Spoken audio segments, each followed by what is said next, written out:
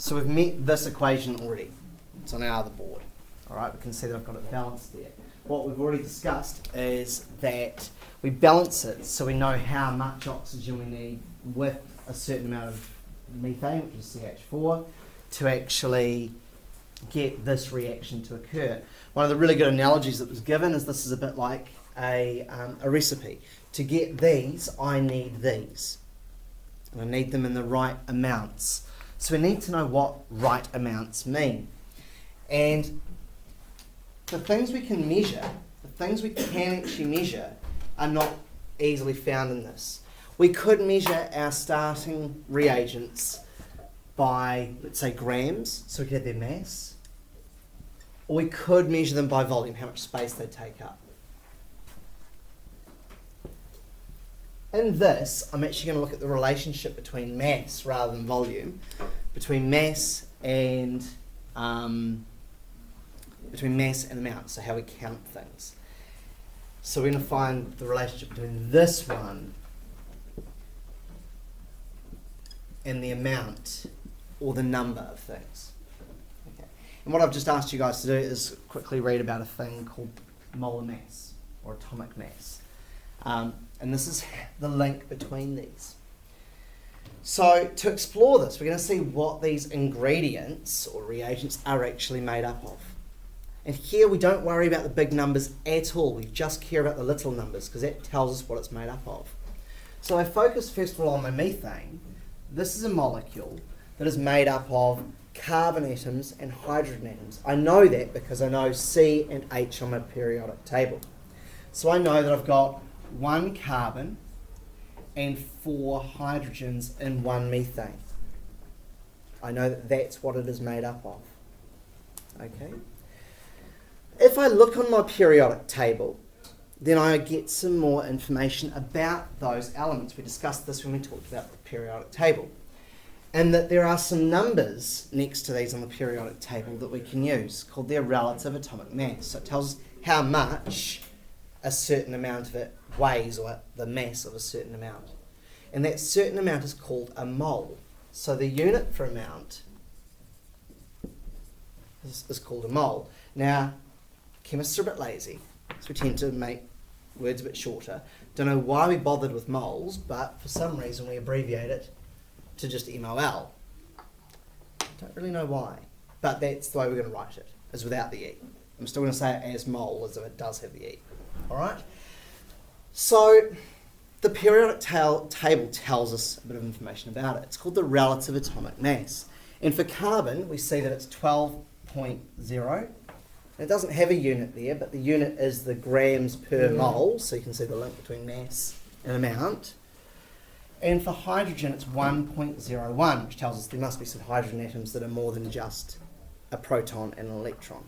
There must be some that are a bit heavier than that. And there are, but they're not very common. So what I can do is I can find out the mass of 1 mole of this, what I call the molar mass. So the molar mass of methane is going to be really important for me to find out the mass of 1 mole, or how much I've got if I had, say, 2 grams of it, that sort of thing. So what I do, I know that's made up of 1 carbon, so I go 12.0 for the 1 carbon. And I know that's made up of 4 hydrogens, so I go 4 times 1.01. I'm hoping I keep my mental arithmetic's good enough here. 16.01 grams per mole. And that's the way we write it. Now, if you look here, this has only got 1 decimal place, or 3 significant, it's actually decimal places. This has got 2. Actually, I want to round it off to the lower number of decimal places. So actually is 16.0 grams per mole. Okay. Also, just for your information, your scales are only good to probably 1 decimal place, so they're probably only good to what we call 3 significant figures. So there's no point having your molar mass any more specific than that either. Okay. But my suggestion is 1 decimal place for your final numbers for this. So that finds my molar mass of 1 mole, or 1, because there's no numbers in front of it, 1 methane. So 1 mole of methane molecules. Now, a mole is a huge, huge number. You don't have to know what that number is, but I will tell you it anyway. So you don't have to remember this off by heart. 1 mole is 6 times 10 to the power of 23. That's 6 with 23 zeros after it. So it's 6 times 10 to the power of 23 molecules of that. So if I had 16 grams of this, I would have 6 and then 23 zeros molecules of it. It would mean, because each one's made up of 1 carbon, I've got 6 with 23 zeros. That's how many carbon atoms I'd have. But I'd have 4 times that of hydrogen atoms, because that's made up of 4 hydrogen atoms. It means on the right-hand side I have to have the same number of hydrogen atoms, or it's not balanced. So that goes back to our principle of balancing equations. That's why we balance them. So why is this so important? Well, actually we don't measure things in amount. We don't measure them in their grams per mole. We can work it out, but we don't do that. Instead, what's likely is you probably had 2 grams of it.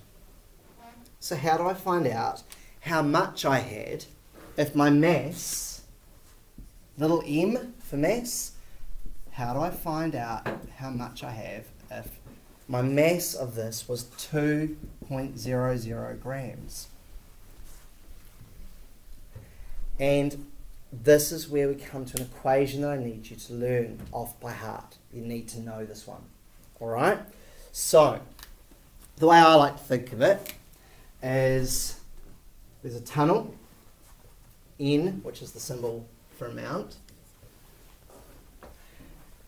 and it's in the mountains, which is the big M, and seagulls are flying over the mountains. I don't draw very good seagulls, they look like little M's. Alright, so we have a relationship here. You've probably seen these triangles before, where the amount is equal to the mass over the molar mass. Okay, tunnel through the mountains, seagulls flying over the mountains, a few like little stories, which I do. So, to find the amount of methane in 2.00 grams, what I do is quite simply go, the amount of methane equals 2.00, so I'm going to leave the units out for my working, over 16.0. Again, I'm hoping my mental arithmetic is good enough here. 0.125 mole. Now, this is where our balanced equation, becomes really, really important. If one of those needs 2 of those to react, if I had 2 of those, how many oxygens would I need? 4, very good. If I had 20 of them, how many of those do I need? 40, fantastic. So what mathematical process are you doing?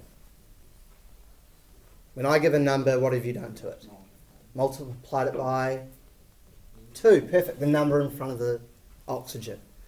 So to make this reaction occur, I have to have twice as much oxygen as I have methane.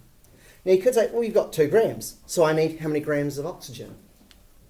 4, but you'd be wrong. That won't do it. And the reason is this is not about their mass, this is about their amount, or the number of moles, the number of molecules. Okay, so actually this is where this number becomes really, really important. If I've got 0.125 moles of this, I must therefore have 0.250 moles of oxygen, which is just this times 2. Because it's times 2 in the equation, it's times 2 when I look at the amount. The equation, the big numbers in the equation are amount numbers. They're not mass, and they're not volume. They're amount numbers. So if I had 1 mole of this, I'd need 2 moles of this. If I had half a mole of this, I'd need 1 mole of this, and so on. I have 1/8 of a mole here, so I need 1/4 of a mole here, which is what these numbers are as fractions. Then I can work out how much for mass, how heavy my oxygen container needs to be to add the 2 together. And so I can work back the other way. I know N and I know M, well I'm about to work out M, and I want to find this. So what is that going to be? 2 numbers next to each other in maths, what does that mean? Times, very good. So I'm going to go 0.25 times its molar mass. Just the molar mass of one of them, not both of them. We've allowed for the times 2 already, don't do it twice. So one oxygen is made up of 2 oxygen atoms. Okay, so it's 2 oxygen atoms. Each oxygen is 16.0, so that is 32, I'll put the 16 there, 16.0, so 2 of them is 32. 32 times 0.25,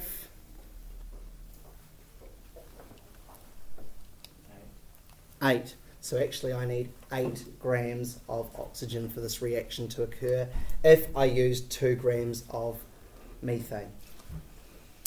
All right. The nice thing is they're all gases. There's actually an even easier way to do it because gases at the same temperature take up the same amount of space. So actually 1 litre of this would react with 2 litres of that. But that's a law you don't have to worry about. Okay, that's a mathematical relationship you don't have to worry about. But easiest way to look at it, you need to know this triangle. You need to know how to calculate these big M values, or MR if you prefer. And you need to be able to go to work out the number of moles of one, use what we call the mole ratio, the numbers in front of things in an equation, and then go backwards to get back to the mass. All right. Are there any questions before I stop the video?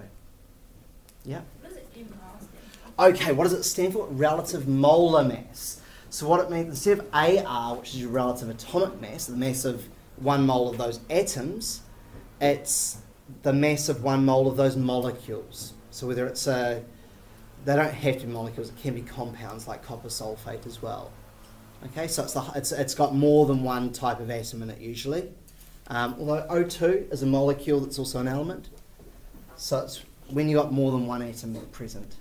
Good, really good question, thank you. So molar mass, to give you this one,